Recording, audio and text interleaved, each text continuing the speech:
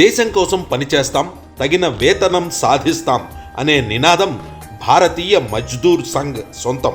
కార్మికులలో దేశం పట్ల అంకిత భావం ఉన్నప్పుడే వారిలో దేశభక్తి నిర్మాణమవుతుంది. దేశం నిలిస్తే కార్మికులు నిలుస్తారు.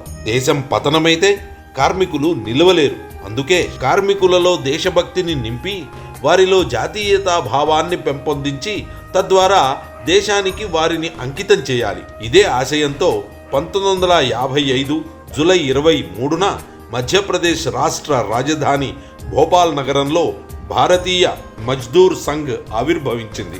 అదే బిఎంఎస్. ఇది దేశంలోని అన్ని కార్మిక సంఘాల కంటే అత్యధిక సభ్యత్వం కలిగిన మొదటి స్థానంలో ఉంది.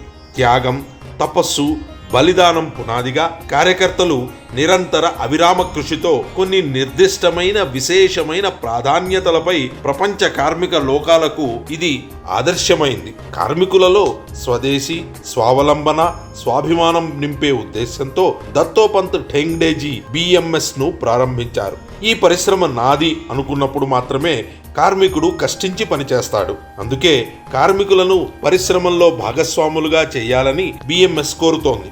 దేశం పారిశ్రామికీకరణ కాకుండా సంపన్నవంతం కాలేదు. అలాగే కొనుగోలు శక్తి లేని కార్మికులు తమ అవసరాలను కూడా తీర్చుకోలేరు. ఫలితంగా దేశంలో దారిద్ర్యం తాండవిస్తుంది. దేశం తన కాళ్లపై తాను నిలవలేదు. ఇతరుల దయాదాక్షిణ్యాలపై ఆధారపడి స్వావలంబన లేక అన్ని విధాలా పతనమవుతుంది. అందుకే దేశం శక్తివంతం కావాలంటే పారిశ్రామికీకరణ జరగాలి. ప్రజలందరికీ పనిచూపగల సమర్థవంతమైన పరిశ్రమలతో దేశాన్ని సుసంపన్నం చేయాలి. మన దేశ అవసరాలు తీర్చగల స్వదేశీ సాంకేతికతను సంపూర్ణంగా వినియోగంలోకి తేవడం ద్వారా అత్యధిక సంఖ్యాకులతో అధికోత్పత్తిని సాధించాలనేది బిఎంఎస్ విధానం. ఈ సంస్థలో ప్రతి నిర్ణయాన్ని అందరితోనూ చర్చించి ఆమోదం యోగ్యమైన రీతిలో అమలు చేస్తారు. బలవంతంగా రుద్దే నిరంకుశ విధానం బిఎంఎస్ లో లేదు. సమిష్టి నిర్ణయం ద్వారా సమిష్టి నాయకత్వం కొనసాగుతుంది. అందుకు అనుగుణంగా ఆదర్శాలతో నిండిన కార్యకర్తలు కూడా ఇందులో ఉన్నారు. బిఎంఎస్ కు ఏ రాజకీయ పార్టీతోనూ సంబంధం కానీ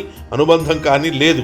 రాజకీయాలకు అతీతంగా కార్మికుల కొరకు కార్మికుల చేత కార్మికులే నడుపుకుంటున్న ఏకైక జాతీయ కార్మిక సంఘం ఇది. మొదట బిఎంఎస్, తర్వాతే యూనియన్. ఈ సంస్థ మొదటి ప్రాధాన్యత దేశం క్షేమం, రెండో ప్రాధాన్యత పరిశ్రమ క్షేమం, తృతీయ ప్రాధాన్యత కార్మిక క్షేమానికి ఇస్తుంది. హింస, దౌర్జన్యం, రక్తపాతంతో పాటు మన దేశానికి ఏమాత్రం సరిపోని విదేశీ సిద్ధాంతం మౌఢ్యంతో కార్మికులను తప్పుదారి పట్టించి పరిశ్రమలను మూయించి తద్వారా పారిశ్రామిక అశాంతికి దారితీసే జాతీయ వ్యతిరేక పద్ధతులకు బిఎంఎస్లో తావులేదు. ఇప్పుడు అధికారంలో ఉన్న ఎన్డీఏ ప్రభుత్వానికి కార్మిక సంక్షేమంపై అధ్యయనం చేసిన ప్రతులను అందించింది. అసంఘటిత కార్మికుల సంక్షేమ చట్టం అమలు బిల్లుకు పార్లమెంట్లో ఆమోదం లభించే విధంగా బిఎంఎస్ కృషి చేసింది. ప్రభుత్వ రంగంలోని రైల్వేలు, పోస్టల్, రక్షణ, కోల్ లాంటి సంస్థలతో పాటు కేంద్ర, రాష్ట్ర ప్రభుత్వ ఉద్యోగ సంఘాలలో,